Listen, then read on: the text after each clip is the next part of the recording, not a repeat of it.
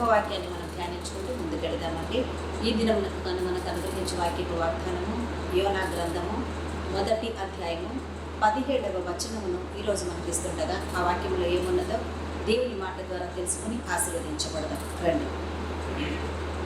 గొప్ప మత్స్యం ఒకటి యోనాను మృంగవలెనని యెహోవా నియమించి ఉండగా యోనా 3 దినములు ఆ మత్స్యము యొక్క కడుపులో ఉండేను అని దేవుడు ఇక్కడ ఈ మాట ద్వారా సెలవిస్తున్నాడండి. గొప్ప మత్స్యము ఒకటి యోనాను మృంగవలెనని. గొప్ప మత్స్యం అంటే చేప అండి, పెద్ద చేపను. గొప్ప అంటే చాలా పెద్దది. ఆ గొప్ప చేపను దేవుడు ఏం చేశాడంట, ఒకటి యోనాను మృంగవలెనని ఆ మత్స్యమును దేవుడు కలుగజేసి యెహోవా నియమించి ఉండగా యోనా 3 దినములు ఆ మత్స్యము యొక్క కడుపులో ఉండేను. ఇక్కడ ఒక మాట అండి, ఈ వాక్యము ద్వారా ఈ అధ్యాయంలో ఎందుకు అసలు యోనాను ఈ చేప మింగాల్సిన పరిస్థితి వచ్చిందో అందరికీ తెలుసండి కదా. ఇక్కడ యోనాకు దేవుడు ఒక నినవేకి వెళ్ళి ఆ పట్టణానికి కీడు సంభవించబోతున్నదని అక్కడి వాళ్ళందరూ ఉపవాసం ఉండి దేవుని ఎదురు మొరపెట్టాలని దేవుని ఆజ్ఞగా దేవుడు యోనాను సిద్ధపరిచి చెప్పమని పంపిస్తాడు. కానీ యోనా ఏం చేస్తాడండి, నినవేకు వెళ్ళకుండా తర్షీసుకు వెళ్ళే ఓడనికి కూర్చుంటాడు. అంటే దేవుడు చెప్పిన మార్గంలో వెళ్ళకుండా తను ఎన్నుకున్న మార్గంలో తను వెళ్ళిపోయాడండి. వెళ్ళిపోయినప్పుడు జాగ్రత్తగా విందాం వాక్యాన్ని. ఎప్పుడైతే యోనా దేవుని మార్గంలో కాకుండా తన సొంత మార్గంలో ప్రయాణం చేయడం మొదలు పెట్టాడో ఏమైపోయింది? దేవుడు చూస్తూ ఊరుకుంటాడా అండి? యోనాకు పని చెప్పింది ఎవరు? దేవుడే చెప్పాడు. సో దేవుడు పని చెప్పినప్పుడు ఆ పని చేయకుండా ఆగిపోతున్నప్పుడు దాన్ని చూసి దారి మళ్లించేది కూడా ఎవరు? ఆ దేవుడే చేయాలి. ఇక్కడ కూడా యోనా తర్షీసుకు వెళ్ళే ఓడ ఎక్కగానే కొంత దూరం వెళ్ళగానే ఏమైపోయిందండి, పెద్ద తుఫాన్ ఒకటి చెలరేగిపోయి ఆ ఓడని మునిగిపోయే పరిస్థితి వచ్చినప్పుడు అక్కడ వాళ్ళందరూ వాళ్ళ ఇష్టదేవాలను ప్రార్థన చేసుకుంటారు, అన్ని మొక్కుతారు, అన్నీ అయిపోయింది. కానీ ఆ సముద్రం అయితే నిమ్మలం కాదండి. ఆ టైంలో ఇక్కడ ఎవరో అతిక్రమం చేసి ఉన్నారు, ఎవరో ఈ విధంగా ఉన్నారు కాబట్టి ఇది జరుగుతుంది అని అన్నప్పుడు ఇవన్నీ చూస్తున్నటువంటి యోనా వెంటనే వాళ్ళ దగ్గరకు వచ్చి ఈ తప్పు పని చేసింది నేనే. ఎందుకంటే నా దేవుడు ఒక పని చెప్పి ఒక దగ్గరికి వెళ్ళమంటే నేను దేవుడు చెప్పిన పనిని చేయకుండా నా సొంత పని ఎన్నుకొని నేను ఈ పక్కకు రావడం వలన నా ద్వారా మీరందరూ కూడా ఈ కష్టాల్లో పడబోతున్నారు. కాబట్టి నన్ను ఎత్తి సముద్రంలో పడేయండి అని అంటాడు. అప్పుడు వెంటనే వాళ్ళు అతని మాట విని అతన్ని ఎత్తి సముద్రంలో పడేయగానే వెంటనే ఇప్పుడు చదవబడిన వాక్యము దేవుడు మనకు అనుగ్రహిస్తాడు. గొప్ప మత్స్యం ఒకటి యోనాను మృంగవలెనని యెహోవా నియమించి ఉండగా యోనా 3 దినములు ఆ మత్స్యము యొక్క కడుపులో ఉండేను. వెంటనే ఏమైపోయిందండి, ఇతని వలన మనకు కీడు సంభవించి ఉండేది మనం లేట్ చేస్తుంటే. కానీ తనకు తానుగా ఒప్పుకొని వచ్చి మన దగ్గర అడుగుతున్నాడు కాబట్టి ఈ ప్రమాదం నుంచి మనం తప్పించబడాలంటే ఇతన్ని ఎత్తి సముద్రంలో పడేద్దామని చెప్పగానే వెంటనే వాళ్ళు ఎత్తి ఆయన సముద్రంలో పడేస్తారు. పడవేసిన తర్వాత గొప్ప మత్స్యం ఒకటి యోనాను మృంగవలెనని యెహోవా నియమించి ఉండగా. అంటే అర్థం ఏంటండి, యోనాకు తెలియదు తన చేప కడుపులోనికి ఆహారంగా మార్చబడబోతున్నాడని. యోనాకు తెలియదు ఇటువంటి పరిస్థితి కలుగుతుందని.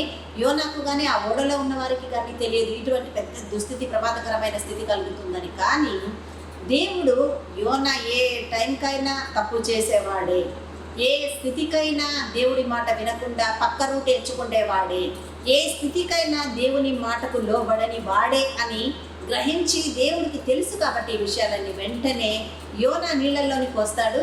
ఆయన వెళ్ళిపోయి అక్కడ కనుమరుగైపోతే దేవుడి ప్రణాళిక నెరవేర్చబడదు అని చెప్పి వెంటనే దేవుడు ఏం చేస్తాడు, ఒక గొప్ప మత్స్యానికి ఎప్పుడైతే యోనా నీళ్ళలో పడవేయబడతాడో వెంటనే అతన్ని మింగేయాలని చెప్పి చేపకు దేవుడు సెలవిచ్చి నియమించి ఉన్నాడండి అక్కడ. అంటే ఆ ప్రమాదానికి కారణమైన వాడు యోనా అయితే ఆ ప్రమాదమును కలిగించి దాని ద్వారా యోనాను సరిదిద్దుకోవాలన్న ఆలోచన కలిగింది పరిశుద్ధుడైన దేవుడు అండి. వెంటనే అతన్ని ఆ మత్స్యంలకు యెహోవా నియమించి ఉండగా యోనా 3 దినములు ఆ మత్స్యము యొక్క కడుపులో ఉండెను. అంటే ఎన్ని రోజులు పట్టిందండి? 3 దినాలు పట్టిందండి యోనాకు. ఎప్పుడైతే తనున్న స్థితి మారిపోయిందో, తన పరిస్థితి మారిపోయిందో, తనకు మనుషులు ఎవరు తోడు లేకుండా ఇంకా సెకండ్ ఛాన్స్ లేదు అన్న ఆ స్థితి ఎప్పుడు గ్రహించాడో యోనా, ఆ టైంలో ఏమైపోయింది, దేవుని మీదకి ఆలోచన పోయింది. ప్రియ సహోదరి సహోదరుడా, నీవు కూడా నీ కళ్ళు తెరవబడనంత కాలము కూడా నీవు దేవుని కృపను పొందుకొని కూడా ఇగ్నోర్ చేస్తున్నావేమో, నిర్లక్ష్యంగా ఉన్నావేమో. దేవుడు అంటున్నాడు, సమయం రాకడ త్వరగా వస్తున్నదండి, సమయం ఇంకా ఎక్కువ లేదు. ఈ టైంలో నేను లోకానుసారంగా జీవిస్తా, లోకంలో ఉన్నట్టుగానే నేను ఉంటాను, నేను ఆయన కుమారుని కదా, నేను ఆయన కుమార్తెను కదా అని అంటే అంతిమ తీర్పు కూడా నువ్వు చెప్పే అధికారం నీకు ఇవ్వలేదు దేవుడు. ఆ తీర్పు చెప్పడానికే నిన్ను కన్నా నీ ప్రియ పరలోకపు తండ్రి భూమి మీదకి రాబోతున్నాడు. మరి కన్న తండ్రిగా ఆయన నిన్ను హక్కును చేర్చుకోవాలంటే అదే కుమారుని కుమార్తెగా మనం ఆ పరిశుద్ధతలో జీవిస్తున్నామా? ఇక్కడ తప్పిపోయాడండి యోనా, తప్పిపోయాడు కాబట్టి అతను దేవుడు నియమించాడు కాబట్టి విడిచిపెట్టలేదు ఆ ప్రమాదానికి. వెంటనే దేవుడు ఒక గొప్ప మత్స్యానికి ఆజ్ఞనిచ్చి సెలవిచ్చి దాన్ని ఆయనను మింగేయమని ఆ సెలవు నియమించి ఉండగా వెంటనే అతను పడడం చేప కడుపు లోపల పడ్డాడండి. వెంటనే చేప కడుపులోనికి వెళ్ళిపోయి 3 దినములు, అంటే 3 దినములు ఆక్సిజన్ లేదు అక్కడ, ఆయనకు విశ్రాంతి లేదు, 3వది ఆహారం లేదు, కావాల్సినటువంటి రెస్ట్ లేదు, ఆరోగ్యం లేదు. ఇంకొకటి నరమాత్రులు ఎవరు తోడు లేని ప్రదేశం. ఇంకొకటి ఆ చేప కడుపులో ఊరే యాసిడ్స్కైనా అక్కడ ఉన్నటువంటి ఎంజైమ్స్కైనా కూడా ఆ ఏ ఆహారాన్ని అయితే అది మింగుతుందో అది కరిగిపోయే పరిస్థితి చేప.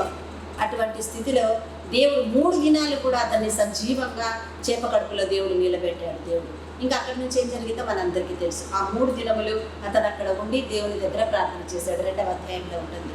ఆ 3 దినములు ఉపవాసంతో ఉన్నాడు. ఉపవాసం అనడానికి లేదు, ఆహారం లేదు కాబట్టి ఖాళీ కడుపుతో ఉండి దేవుని దగ్గర ప్రార్థన చేశాడు. తాగడానికి నీళ్లు లేవు, అన్నపానములు లేవు. చేసిన తప్పును రియలైజ్ అయ్యాడు, తెలుసుకున్నాడు, దేవుడి పాద సన్నిధిలో మొర పెట్టాడు. వెంటనే దేవుడు ఏం చేశాడు, అతని ప్రార్థన విని ఆ చేపకు ఆజ్ఞనిచ్చి మళ్ళీ అది వెళ్ళి ఒడ్డుకు కక్కేసిన తర్వాత అప్పుడు కరెక్ట్ తోవలో ఆయన నడిచి దేవుడి పని నిర్వర్తించాడు. నినవే మీదికి రాబోతున్న కీడుకు దేవుడు తొలగించాడు. దేవుడు ఎన్నుకున్న వారిని, దేవుడి రక్తముతో కడిగిన వారికి ఒక బాధ్యత అప్పగించి నడిపించుకుంటే ఆ పనిలో ఈరోజు దేశ దిమ్మరులాగా బయటపడుతూ నాది నాది నాది అనుకున్న స్వార్థముతో జీవిస్తూ దేవుడి పని పక్కకు పెట్టి లోకానుసారమైన ఆలోచనలను కలిగి నీ స్వార్థముతో నువ్వు జీవిస్తున్నావేమో దేవుడి రోజు నీతో హెచ్చరిస్తున్నాడు. నిన్ను మాత్రం విడిచిపెట్టడు. ఏ రీతిగా నిన్ను పిలుచుకొని పని అప్పగించాడో ఆ పనిలో నిన్ను వంగదీయడానికి అధికారం కలిగిన దేవుడు అయితే ఉన్నాడు నీకు. ఒక రోజైతే నువ్వు చేయాల్సిన పరిస్థితే దేవుడు నీకు ఇస్తున్నాడు.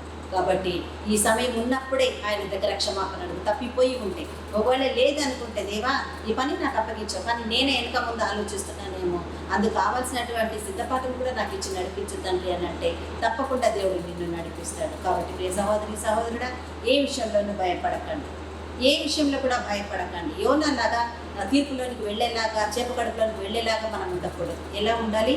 దేవుని మాట అంగీకరించి నిన్ను పిలిచి ఒక బాధ్యత ఇచ్చాడంటే దేవుని దృష్టిలో నువ్వు చెయ్యగలవు, ఆ సామర్థ్యం నీకు ఉంది అని మాత్రమే దేవుడు ఇస్తాడు.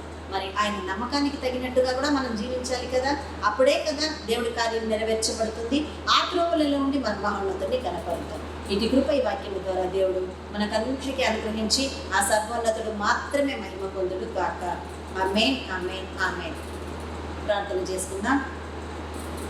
హల్లెలూయా, హల్లెలూయా, హల్లెలూయా, హల్లెలూయా. స్తోత్రం, స్తోత్రం, స్తోత్రం, స్తోత్రము దేవా, స్తోత్రము నా యేసయ్యా. తండ్రి, మమ్మల్ని మిగిలిగా ప్రేమించి ఆదరించిన గొప్ప దేవా నీకు వందనాలు. విన్న వాక్యాన్ని బట్టి మళ్ళీ నీరు కట్టి ఫలింప చేయండి, విశ్వాస మార్గంలో మమ్మల్ని నడిపించండి. యోనా వలె అతిక్రమముతో ఉండకుండా ప్రభా, ఇదిగో తండ్రి యోగ్యతగా ఉండి ప్రభా మేము నీ ఆజ్ఞలను అనుసరించే వారంగా మమ్మల్ని సిద్ధపరచమని ప్రార్థిస్తున్నాము తండ్రి. అవును దేవా, యోనా ప్రభా, ఇదిగో తండ్రి అయ్యా, ఎప్పుడైతే సముద్రంలో పడవేయబడ్డాడో వెంటనే నీవు ఒక గొప్ప మత్స్యానికి నువ్వు సెలవిచ్చావయ్యా యోనాను మింగివేయడానికి. వెంటనే యోనా దాని కడుపులోనికి వెళ్ళిన తర్వాతనే ఇదిగో తండ్రి నీ ప్రణాళిక అతను చేసిన ప్రార్థనను బట్టి నెరవేర్చబడింది నాయన. ఈరోజు మేము కూడా తెలిసి తెలియకుండా అతిక్రమ మార్గాలలో ఉన్నప్పుడు తండ్రి ఆ మార్గాన్ని విడిచిపెట్టి నీలోకి రావడానికి ఎన్ని మత్స్యాలకు నువ్వు ఆజ్ఞ ఇచ్చి ఉన్నావో మాకు తెలియదు ప్రభా. కానీ ఆ అవివేకతలోనికి మేము వెళ్లకుండా నీ వాక్య కృపలో మేము సరిదిద్దుకుని నీలో సాగే కృప మాకు దయచేయండి.